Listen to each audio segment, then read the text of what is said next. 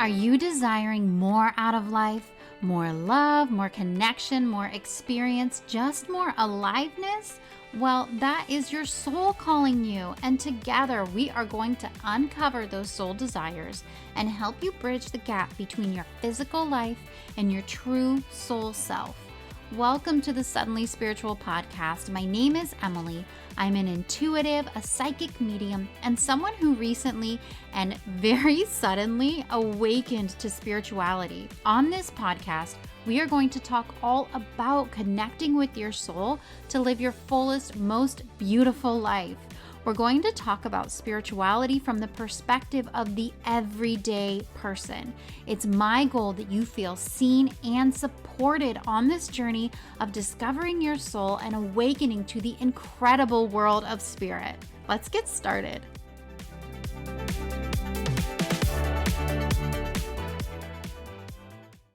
Are you ready to discover your cosmic connection?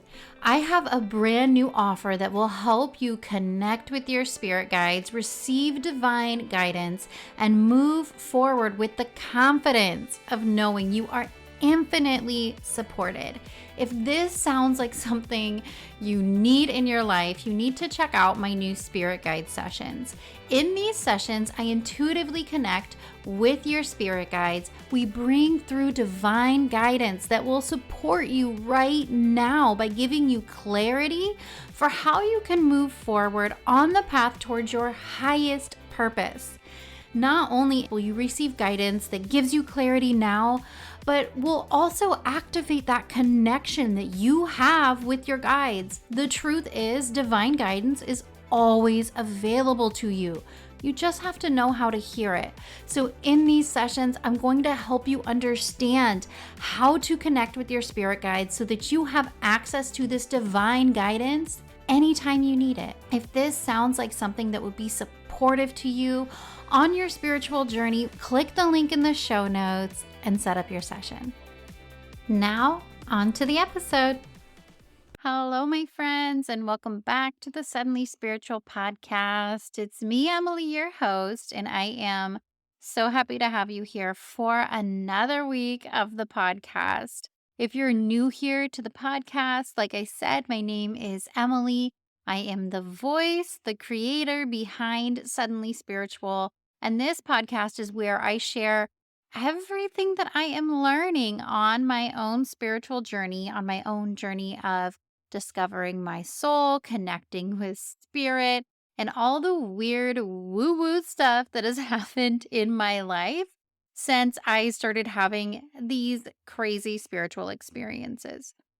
I try to share all of the lessons that Spirit is teaching me in a very human, very approachable way. I think sometimes on the path to spirituality, it can be really full of words and language and concepts that it's hard to figure out how it actually applies to your life. So, one of my goals in this podcast is to take these spiritual concepts that I am personally learning. I try to just teach from my personal experience, and I try to take these concepts and make them more human, make them more applicable to the actual lives that we are living here today.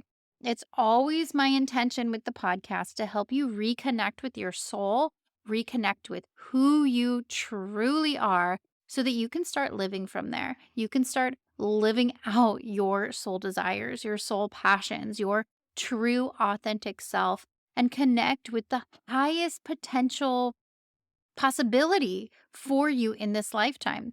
The highest potential of satisfaction, of purposefulness, of feeling alive.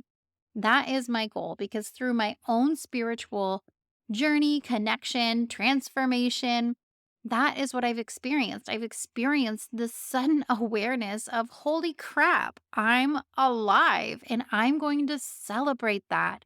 And it's really been a journey of the union between discovering this eternal support that we have from spirit, from source, universe, whatever word you want to say, and the deep connection that provides us through spirit guides, through communication with past loved ones, through psychic awareness, this amazing connection that we have, and bringing that connection into the human, into the everyday, marrying those two worlds. So I'm happy to have you here.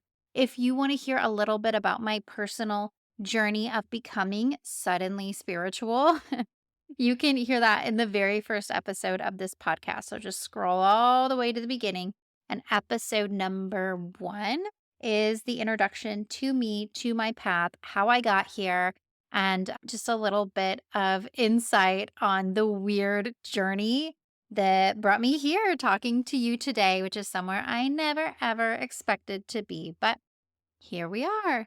For everyone who's returning, just thank you so much for coming back to the podcast. It just makes me so excited that there are so many other people who are interested in these spiritual topics, who are ready to grow in this way. You've shown up, you're ready to look within, you're ready to expand, you're ready to transform, you're ready to welcome in that soul led, purposeful life that you absolutely know you are meant for. And yay.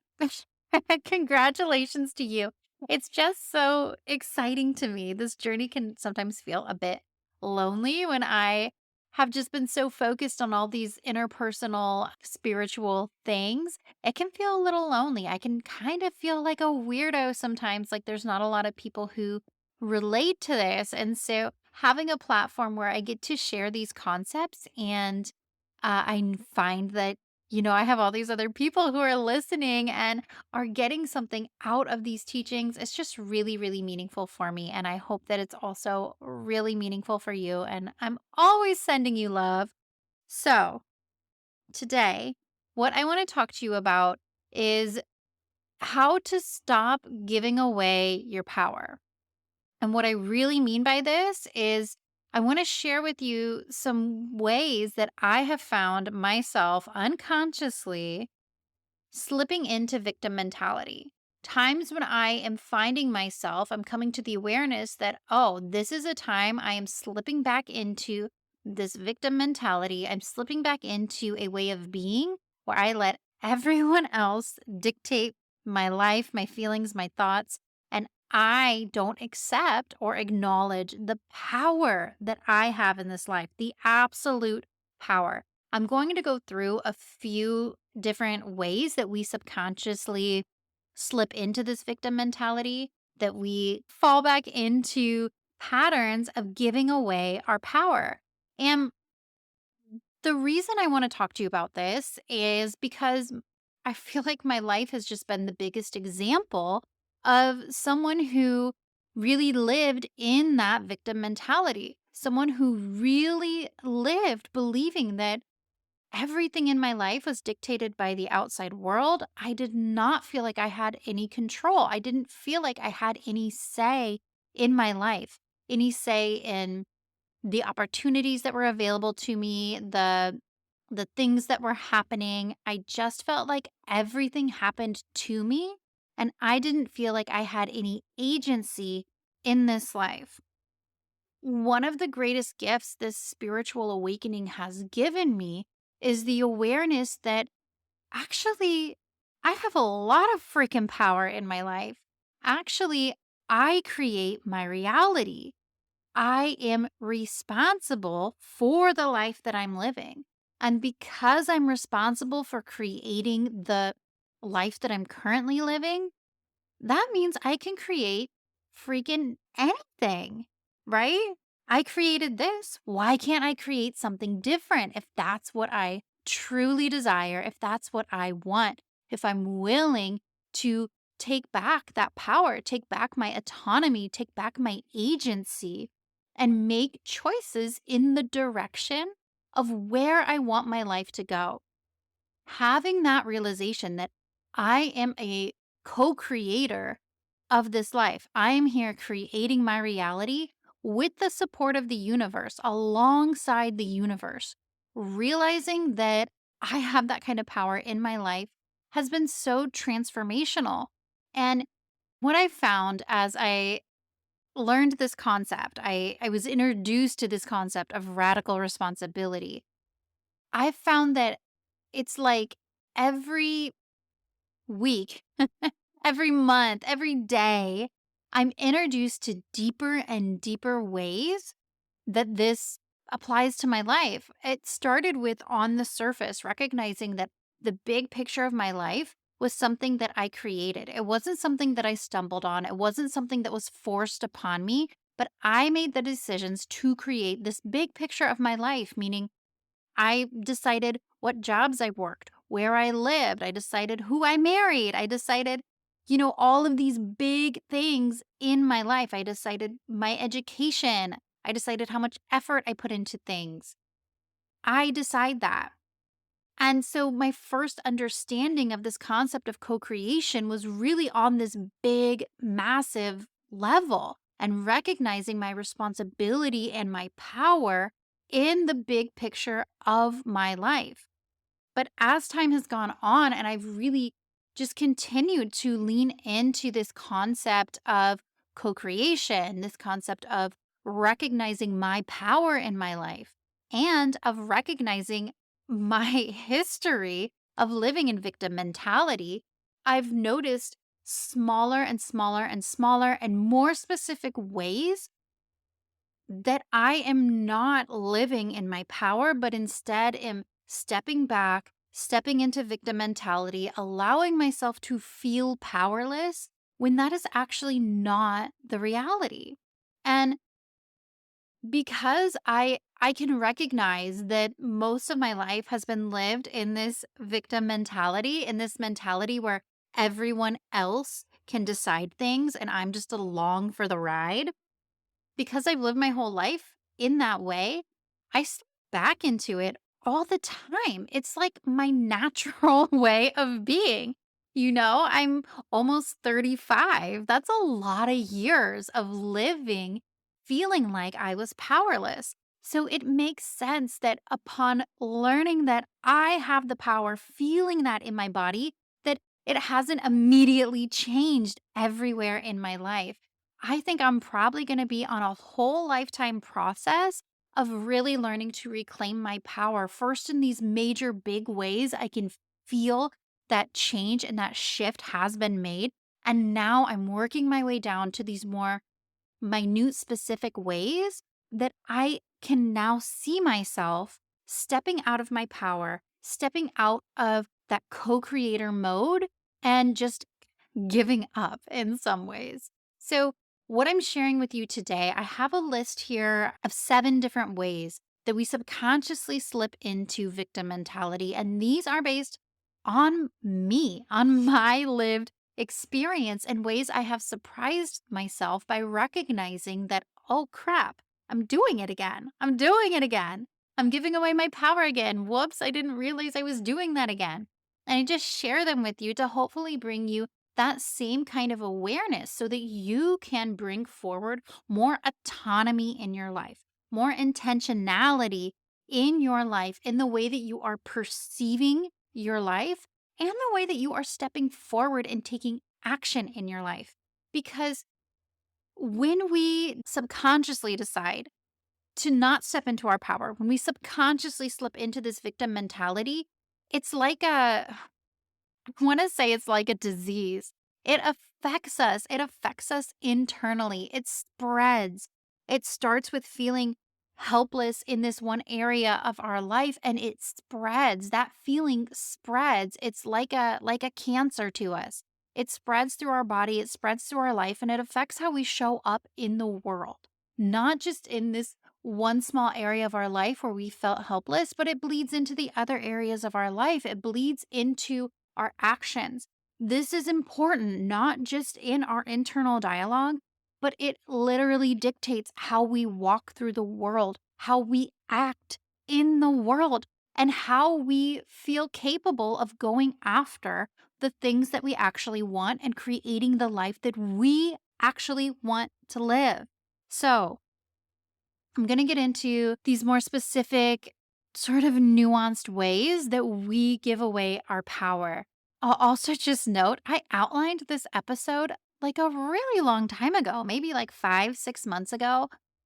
But for whatever reason, I just kept not recording it. It just never felt like the right time. So, as I'm recording this right now, going back through these, it's kind of like an aha moment for me. It's sort of another little wake up for me. I think I was meant to look at this list right now at this time because I'm realizing, oh, I am still kind of in some of these scenarios, in some of these ways of not living out as my full self, in my full power, taking control of my life. And okay, before I dive in, also, I just want to say me sharing these with you, pointing these things out to you, this is for awareness. This is not so that you can shame yourself. This is not so that you can be mean to yourself. This is not so you can feel bad about yourself. That is never the point. Point is to give you some awareness, and we can look at these things with neutrality and recognize, okay, these are habits that I have picked up that have really served me before. Because a lot of times when we are not living in our power, when we are giving away our power so that we can kind of play the victim, it is a method of defense. It's a way for us to not be responsible for the outcomes because maybe we're afraid of what the outcome will be if things don't go well. If we're the victim, if we say we have no power, well, then we're not responsible when things go wrong. That's a defense mechanism, right? That's a way that we have allowed ourselves to have excuses because we don't really feel confident or we don't really feel safe having that autonomy. So I just want you to know that these are things I want to point out to you for your awareness, not so that you can crap all over yourself and make yourself feel bad, because that's not the intention. The intention is to accept, okay, maybe these are ways that I have not lived in my full power in the past, but I'm starting here today and I'm going to bring in this awareness and see how I can make some shifts, see how I can make some changes moving forward. The past is the past and it kind of doesn't matter, right? Okay, it matters in some ways, but it's also not quite as important as we make it, because we're here now in this moment, and the past is not ever going to dictate our future. What dictates our future is what we are doing right now and the steps that we are taking forward. We can't change the past, but we can change right now. We can change how we act, how we feel, how we perceive. We can change our path right now. And that is what I want you to focus on as you are listening to this, just to bring in some awareness to your life for how you can be more of a powerful creator in your everyday. So, the first way that we subconsciously slip into victim mentality and give our power away is by creating unrealistic expectations for ourselves that are completely based on shoulds. All of the things we should do, all of the shoulds in our life. I should have the house clean every day. I should exercise every day. I should have done this thing by now. I should call this person. I should, right? And when we focus so much on the shoulds, what we're doing is focusing on what we feel like the world expects us to do. We create these expectations for ourselves based on everything external from ourselves. And something that I used to catch myself doing all the time, and honestly, I still do it, I still catch myself doing it, is I like to start my day by making a list. I love planning, I love being organized. So I often start my day by making a list of what I'm going to do that day. And I used to make this list and it would have like 30 things on the list. I wish I was exaggerating, but I'm not. It would have an insane number of things to do on that list. And then all day, I would feel so much pressure to complete everything on the list. I would be anxious. I would have literal anxiety about trying to finish this insane, unrealistic to do list that I created for myself. At the end of the day, obviously, I wouldn't have completed it. And then I would feel like crap about it. I'd feel like, oh my gosh, I can never get anything done. I never can follow through on what I say I'm going to do. I'm so unreliable. I would say all these terrible things about how I was such a failure because I couldn't complete this insane to do list. And one day I realized, who made that list? I did. Did I like ending every day feeling like crap? feeling like I didn't accomplish anything, feeling like I was so unreliable, shaming myself, making myself feel bad for not meeting these expectations. No, I didn't like that, obviously. It was a terrible way to feel, and I was repeating it every single day. I felt like I was a victim to my to-do list. Guys, all I had to do was make a different to-do list. All I really had to do was create some more realistic expectations, and especially make some expectations that were based on what I actually wanted, not on all the things I felt obligated to do by the outside world. And some of those obligations I felt were that my house had to be clean every single day. No one told that to me. It's just what I thought was the expectation of the world. Reality is, my house is not clean every day, especially not anymore. Now that I've dropped that from my expectations for myself, I felt like a complete victim to my list. I felt like there was never enough time. I could never accomplish what I wanted. I felt terrible. All I had to do was recognize that I am the creator of this list. I am the creator of my everyday. I am the creator of these expectations. I'm holding the power here. The power is not in this to-do list, right? The thing is, I had placed all my power into that. I had placed all of my autonomy into this. I had let myself become a victim to what I thought were the expectations of the world, when in reality, it was just the expectations I was setting for myself. And so, one of these ways that we fall back into victim mentality is by creating unrealistic expectations for ourselves. Now, I'm not saying that we should never have big goals that like take a long time to reach or anything like that. Really, the issue here is when we create expectations that have no real bearing on our actual soul desires, on things that we really want. They have no real bearing on where we're trying to go in life. Instead, we're filling all of our time with mundane things that don't matter. So if you relate to this, look at your list that you're creating every day. What's on there that doesn't actually matter? Does it actually matter if you leave your laundry in the dryer for 2 days?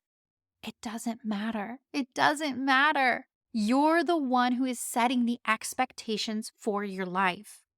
And one of the ways we call back our power, we reclaim our power, is by recognizing that we have the ability to set our daily expectations and we have the ability to change them.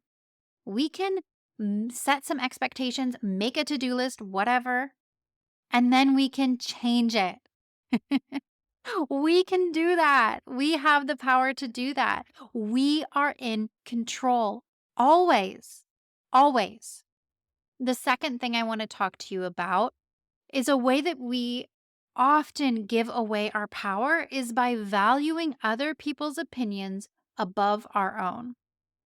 When we do this, we are saying, other people know better than me. Other people can make decisions, but I can't. Other people's opinions are more important than mine. Where I see this happening is I used to be someone who could not make a decision without getting the advice of other people. Now, I might have explicitly asked for advice from other people, but also I'm someone who would do a ton of research, tons of research. Look up opinions that other people have about certain decisions, or if I wanted to buy something, read all the reviews about something, all of the information, and put all of my decision making power on everyone else, on their opinions, their reviews, believing that they know more than me. It got to the point where I couldn't even recognize my own opinion. I didn't even know what I thought because I'd been spending so much time focusing on what everyone else was doing and believing that they knew better than me, that they knew better than me about literally everything in my life. And that's not true. As I have been on this journey of spiritual awakening, the very beginning of this journey was me discovering my intuition, was me getting curious. Like, how are other people saying that they make decisions from intuition? What is that? And how do I get it? Because I don't know how to make a decision anymore. Connecting with my own intuition made me realize so many of the decisions I had outsourced to other people, it was just because I was disconnected from my intuition, from my own inner wisdom. And once I started reclaiming that connection to my intuition and trusting it, I gave myself the ability, the confidence to start making decisions for myself again, to start valuing my own opinion again, to start really trusting myself again. I'm not saying that we should never ask for advice, and I'm not saying that we should never seek out more information before we make a decision. But what I am saying is that we should value our own opinions, our own inner wisdom, our own gut feeling at the same level that we value other people's input. And honestly, we should value our input even more because the truth is, you are the only one who knows you. You are the only one who truly knows you. And because of this, you are the one who will always know what is best for you. Other people are going to tell you things based on their own life experiences, based on their own perception of the world. But you are a unique, beautiful, incredible soul with your own vision of this world and of this lifetime. And because of that, you are uniquely equipped to make the right decisions for yourself. This is something that I just didn't realize. I just didn't realize the way I completely gave away my power by asking everyone else what I should do and then blindly following their advice. And it's not like anyone was trying to mislead me or anything like that. Everyone probably still had the best intentions for me. But no one else was able to tell me what to do with my life because they're not me. They don't know me. They don't know me at my core, my true essence, my soul, the inner world of me. I am the only one who knows that and who can make the decisions that will lead me forward from a soul aligned place. So, this second way that we give away our power is by valuing other people's opinions more than our own. The third way that we subconsciously give away our power is by letting ourselves sink into that feeling and hold it with all of our might that we are not in control of our time. This has been such a huge lesson for me, a huge lesson for me. Is because I have spent a lot of time feeling like I don't have any control of my time. And the reality is, I have a very full life. I've shared on this podcast before, I have 3 young kids. I also have a spouse who travels an extensive amount of time out of the year. I'm talking this past year alone, 2023, he was gone for more than 6 months out of the year. He was away from home. And some of those are in like 2-week chunks. Some of them, one was a 4-month chunk. This year, we're getting ready for him to be gone, probably about 8 months total out of the year.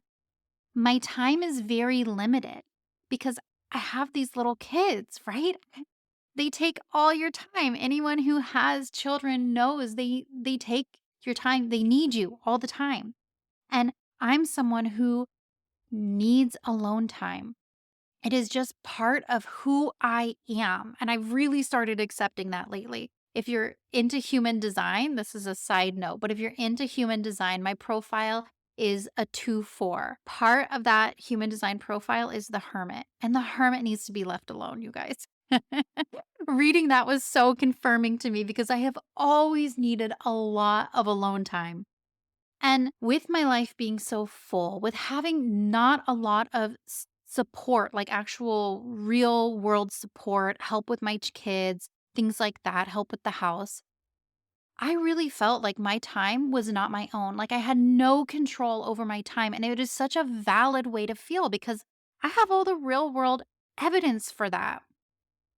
But there came a point when I had to really face that belief because I didn't like that I didn't have any control over my time. I didn't like that I felt like there was no time for me in my life.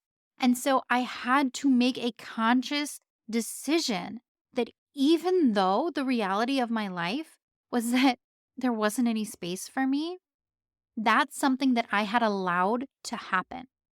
This is a scenario that I had created through my decisions. And because of that, I had the power to change it. I had the power to reclaim my time, but I had to take the steps to do it. It wasn't something that was going to be given to me. I really got to the point where I was fed up with being a victim to time, and I had to take my power back so that I could have time for myself to nourish myself, to nourish my soul, to do the things that brought me joy, to give myself the peace, the time, the clarity, the the compassion that I needed for how I operate in this world. And it required a lot of inner work to get to the point where I could claim that, yes, I need my own time and I need it so much that I am going to put my money where my mouth is. I am going to value myself enough to hire some help and take control back of my time. Like I said, this was really, really big for me. It was really emotional for me to come to that point where I would reclaim my time. And so, some of the practical things that I did to shift my perception about time, I hired a babysitter so that I could have a couple hours a week to myself. And I had so much resistance because it was really hard to find someone reliable. It was hard to find someone within my budget. It was hard to find someone I trusted. I was very reluctant to let someone else watch my children. And so I went through all of that. I worked through all of that. I recognized that if I wanted to take back control of my time, this was a process that I was going to have to go through.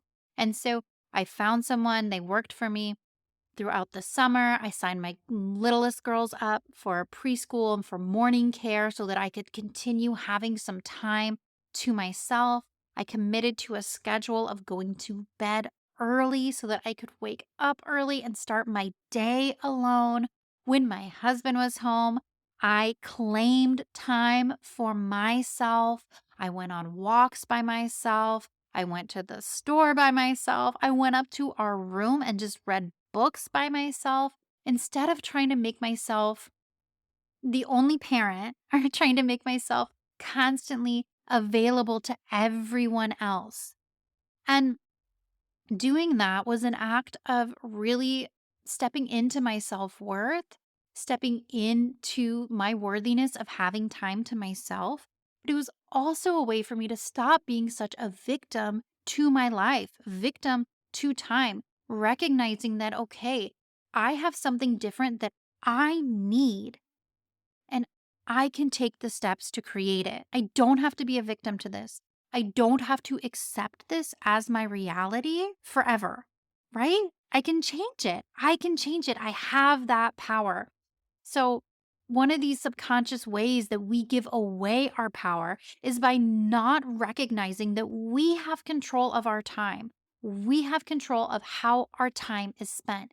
Even when there's all of these constrictions, all of these real life situations that put restrictions on our time. At the end of the day, we're still in control and we can still find solutions. We can still let time be supportive to us.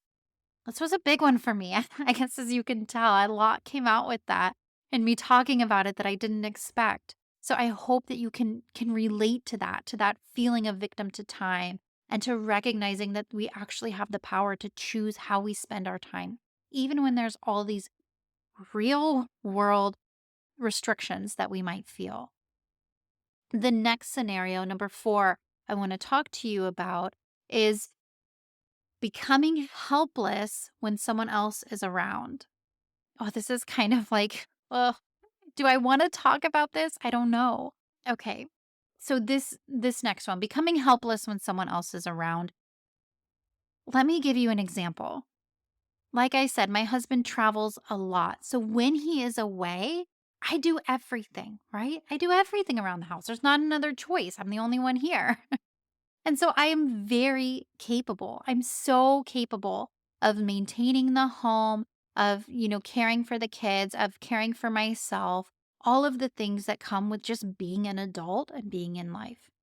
And when my husband comes home, sometimes I find myself acting like I can't do anything, acting like I don't know what to do. I find myself suddenly deferring to him when he's home. And some of that is because, yeah, I want to relax and chill out a little bit and let someone else be in charge.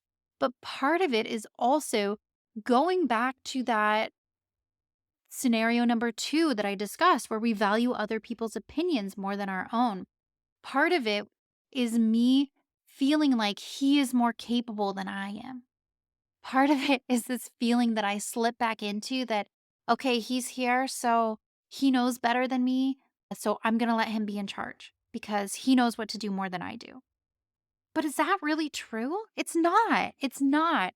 And it's a way that I have caught myself falling back into victim mentality, falling back into letting someone else take take the power, putting my power in someone else. Not that he's taking anything away from me. That's not how I mean it, but more that I am just giving him all of the power and not recognizing my own autonomy, my own capabilities, and not recognizing that wow, I am the stability of this family and of this household. And so I find myself not stepping into that, not embodying that, even though if I take a step back and look at our lives, that is the reality. That is the reality that I'm the stability of our household. I am the center of our household. I am here. I'm here. Another way that I see this aspect playing out is I'm embarrassed sometimes. I'm a little embarrassed to share this, but I know that some of you will be able to relate. So I like I said earlier, I'm almost 35. Maybe at the time this episode comes out, I'll already have had my 35th birthday. But when I visit my parents, when I go home, I kind of become helpless again. Maybe some of you can relate. I've actually seen this, with other people that when their parents are around, they suddenly become helpless. We suddenly kind of revert back to our childhood versions of ourselves. We put all of our decision-making power back onto our parents, just like when we were kids. And I recognized this more recently when I was with my parents and I was visiting and I caught myself like not making meals. I caught myself, letting my parents do my laundry. I caught myself falling back into someone who couldn't take care of herself. But I'm a grown up and I can take care of myself. And so I just find that some of these ways when we are around people who maybe have represented authority in our life before, who have taken care of us before, it's one thing to let ourselves be taken care of, and it's another thing to defer our power to them. It's another thing to become helpless around them, which with this scenario with being around my parents, like I wasn't cooking any meals and then I was like, "Oh, I'm so hungry. I don't have anything to eat." I could just cook for myself, right? I could just do that. But for whatever reason, and this is such a simple example, this is so basic. But for whatever reason, I just deferred back to I'm a child and I have no power. So once you become aware of victim mentality in your life, of ways you're giving away your power in your life, you're suddenly going to see it everywhere. And these little nuanced scenarios, like I'm talking about, are going to become apparent to you. Another way, let's move on to number five. Number five, I have here reverting back to negative ways of speaking. This is a way that we give away our power A lot of us have throughout our lives probably used a lot of disempowering language. Things like, bad things always happen to me. People always let me down. Of course this happened again. Have you ever have you ever said that? Or maybe you get cut off when you're driving down the highway and you're like, of course this happened to me again. Or, maybe you get charged incorrectly at the store and you're like, oh, of course, this always happens to me. Or, of course, this happened. Or, I knew this would happen. Or, people always make the wrong assumptions about me. There are different things that we say, like, there's never enough money. Everything's always so expensive. Our language matters. And in our language, every day, these common phrases that we say, these are all subtle ways that we are giving away our power, that we're stepping into victim mentality, that we are not recognizing our authority as creators of our life, as creators of our reality. And what we're really saying with all of these phrases is that there is something outside of me that is controlling my life. There's something outside of me that is dictating my life. We're saying that the outside world, the outside scenario has more power over my life than I do. So let's take one of these sayings specifically and break it down a little bit. One of these things, that I hear a lot is that I just have bad luck. Oh, that's my luck. Something like that. I never have good luck. I always have bad luck. Bad things always happen to me. We can all lump all of those together. Okay. So when we say, I always have bad luck, what we're saying is that the outside world is dictating my experience and I have no control. Because when we think about luck, that's something we have no control over. When we say, I always have bad luck, we're saying I have no autonomy over my life. I have no power over the things that happen to me. I am not in control of my experience. And by saying that, we're giving the outside world all of our power. We're saying, yeah, everything in my life is dictated to me. I'm just here. I'm in the flow. I cannot make any impact. Everything happens to me and I have no say. And like we've already talked about, that's simply not true. Of course, you have a say in your life. Of course, you are the one dictating your experiences. There may be, of course, bad things that happen to you. That's life. We're all here for it. It happens to all of us. Bad things may happen to you, but you are in charge of where you go from there. You are in charge of your reaction. You are in charge of the next steps that you take. So, saying, I always have bad luck or bad things always happen to me is you not recognizing your power to lead yourself through life, your power to create the opportunities that you want, create the experience that you want, to make the decisions that will lead you to the places that you want to go. Instead, you're just sitting back saying, oh, this always happens to me, whatever. I have no power. We don't want that. And so our language is a subtle way that victim mentality sneaks in. It's a subtle way where we don't recognize our own authority over our lives. And my friends, I think I'm going to leave it at this with these 5 ways that we slip into the victim mentality without even realizing it. These things happen every day for us. It's everyday ways that we give away our power instead of recognizing how we are an incredible creator of this lifetime. I know I said I had 7 ways, but I think I'm done now. I think I'm just going to leave it at these 5. I don't think I have it in me right now to keep going. So I hope that this episode has been helpful for you. I hope that it has shined a little light on the ways that you're not living fully in your power. I hope that it's given you a little spark of recognition. I hope you can relate to some of the stories I shared, some of the experiences that I've had. And like I said in the beginning, I really want you to use this just as information. just as information. Use this as a way to become more powerful in your everyday life. Do not use this as a way to shame yourself and take yourself back down a few steps, because what you can do is, if you take this information and feel shamed by it or feel disempowered by it, is that you're using this podcast here to become more of a victim to your life, to become more of a victim to circumstance.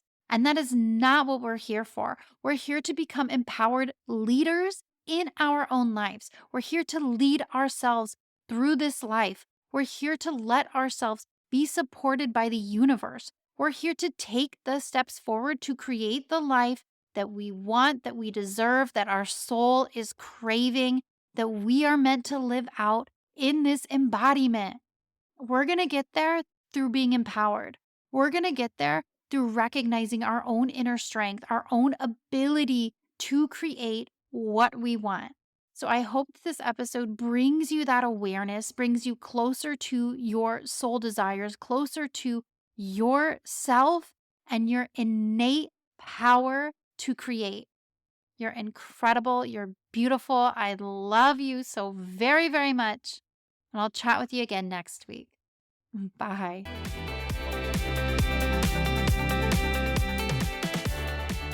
Thank you so much for tuning into this episode of the Suddenly Spiritual podcast. I'm so grateful that I get to be part of your journey of spiritual expansion. If you enjoyed this episode, I would love it if you would leave a review for me on Apple Podcasts. It's a quick, free, easy way for you to support this podcast, and it helps me reach more people who are looking for support on their spiritual journey. You can find a link to leave a review in the show notes. Thank you so much, and I'll chat with you soon.